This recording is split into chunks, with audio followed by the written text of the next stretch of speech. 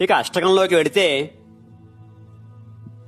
దేవుని మించిన తోడు రాముని మించిన రేడు భర్తని మించిన పనోడు వెదకిన దొరకరు ఏనాడు. కాలము వేసిన గాలము పెళ్ళొక మాయాజాలము భార్యకు భర్తే దైవము మరి ఎందుకు నిత్యము కయ్యము.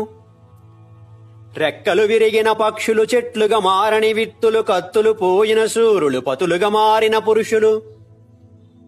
తిరిగెను ఎన్నో గుళ్ళు వేసెను మూడే ముళ్ళు వాచెను రోజూ ఒళ్ళు అయ్యో పాపం మొగుళ్ళు. క్షయుడైపోయెను చంద్రుడు సగమైపోయెను శివుడు సంద్రము దాటెను రాముడు దేవుని పాపమి మగడు. పెళ్ళాం పట్టిన పంతము తీర్చిన కథ సుఖాంతము లేనుచు సాధింపే జీవితాంతము ఇదే అసలు సిసలు వేదాంతము.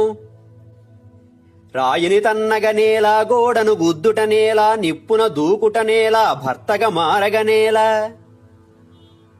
వచ్చడి భావము ఆగదు శతకము రాసిన చాలదు ఇది నా భార్యకు నిజముగా నచ్చదు నన్ను కొట్టక మాత్రము వదలదు.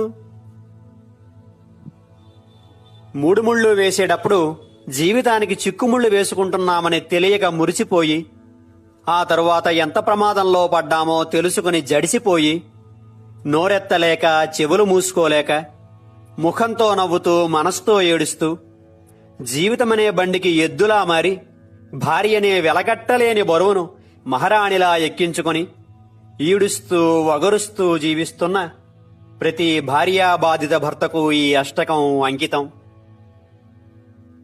మనవి, భార్య అనే 2 అక్షరాల బ్రహ్మపదార్థం మీద నాకున్నవి భయభక్తులే గాని మరొకటి కాదని సహృదయులైన భార్యలు విధేయులైన వారి భర్తలు గమనించ ప్రార్థన.